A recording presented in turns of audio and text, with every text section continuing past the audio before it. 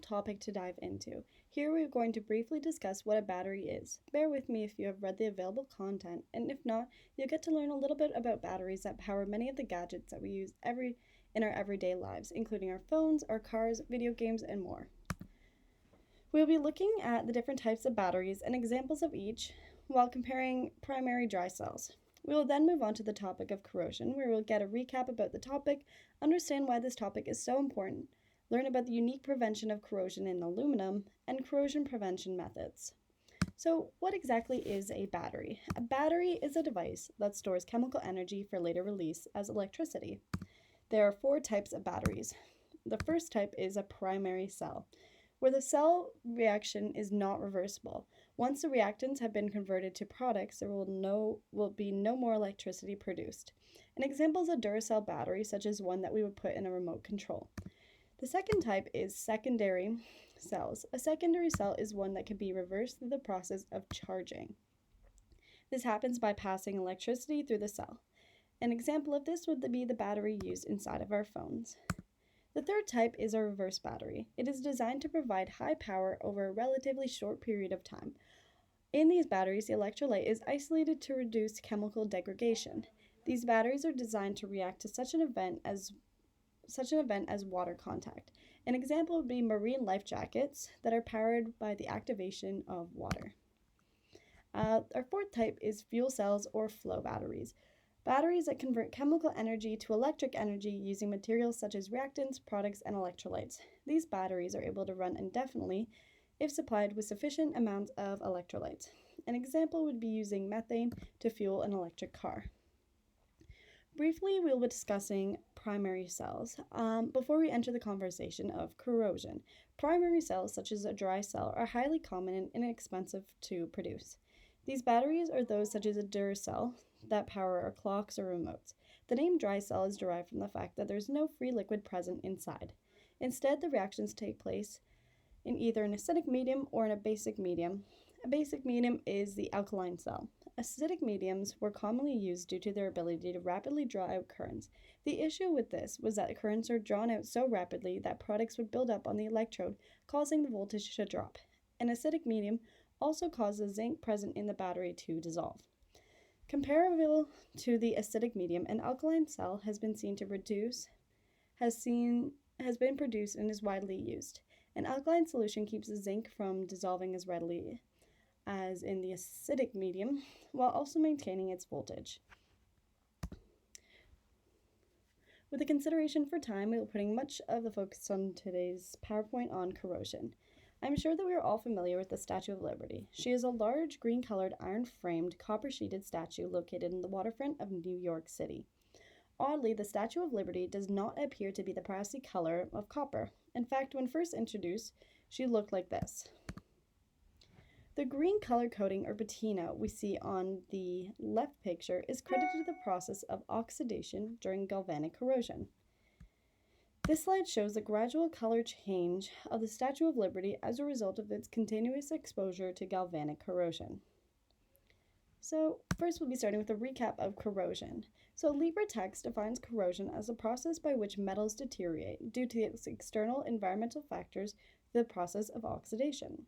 Galvanic corrosion occurs when 2 different metals have been exposed to an electrolyte. This process often sees metals deteriorating into their oxide, where the metal that corrodes acts as the anode and the metal that does not corrode acts as a cathode. Commonly, corrosion is apparent through the process of rusting.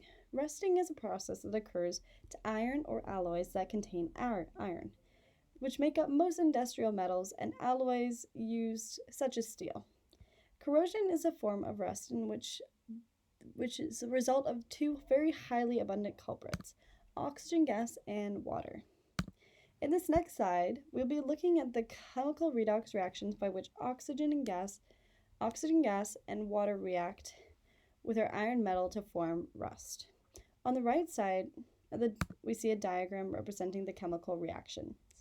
Breaking the reaction down into steps, we see step 1. The oxidation of iron and the reduction of oxygen begin the process of rusting. Secondly, we see the formation of iron 2 hydroxide.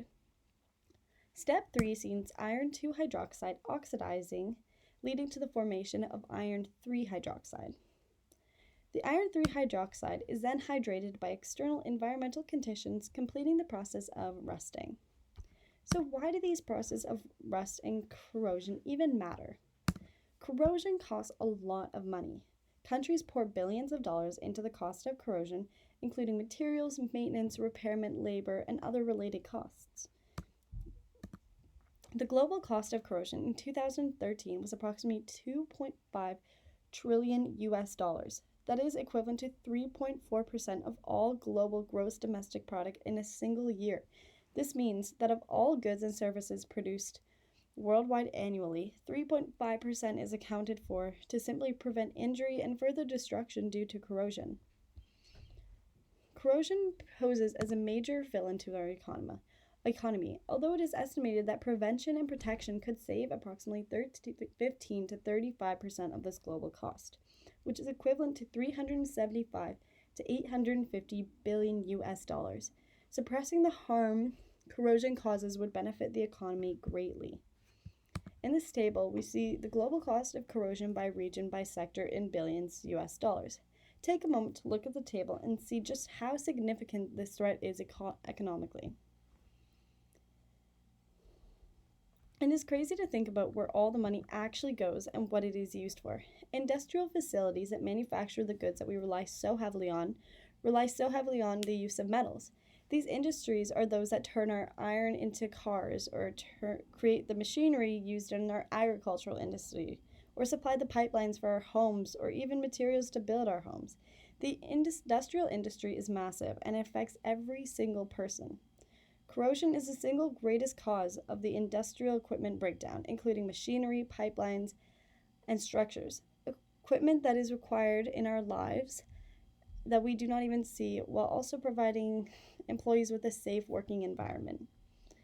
The environment in which industrial facilities are home to have other environmental factors that also increase this rate of corrosion. They include high temperatures, high pressures, and the presence of harsh substances, chemicals, and gases. We discussed before that rust results from the chemical reactions that contain iron or iron alloys, and that copper corrosion sees the formation of patina, the greenish tinge we see on the Statue of Liberty. All metals are prone to corrosion, except all of them do it differently. Taking aluminum, for example, aluminum appears to be impenetrable to corrosion, which you may have seen in real life, as old cans simply seem to not change shape and look the same after years and years. This is not to say that aluminum doesn't corrode, it just doesn't do it in the way that iron does. Instead, aluminum, a reactive metal, reacts with oxygen and water present in the environment, forming aluminum oxide. This aluminum oxide acts as a protection coating or barrier from the external environment, preventing further corrosion. Aluminum oxide metal becomes chemically inert, with the barrier appearing as a powdery white or dull gray color. So on the left here, we see a regular apple, and on the right, we see a peeled apple. Now, which apple do you believe will turn brown and rotten first? It will most obviously be the right apple, the one that is unprotected. While both apples will naturally decompose and rot, the one with the lack of skin present on the right will see the process happening more rapidly because there is no barrier from the external environment. And once this barrier is breached, the apple will begin to rot at a faster pace than when the barrier was intact. This brings us to the topic of preventative methods regarding corrosion. I use this analogy to understand and explain the preventative method of barrier coating. We will not be discussing each barrier method as Week 12 under Corrosion Video 2 Prevention explains the main preventative methods of each and how they work. If this topic interests you, be sure to head to Week 12 Electrochemistry Corrosion. A few examples of preventative methods include, but are not limited to, barrier coatings, hot dip galvanizing, electroplating, alloyed steel stainless, galvanizing or forcing another metal to be the cathode, cathodic protection without sacrifice, alloying, impressed current cathodic protection,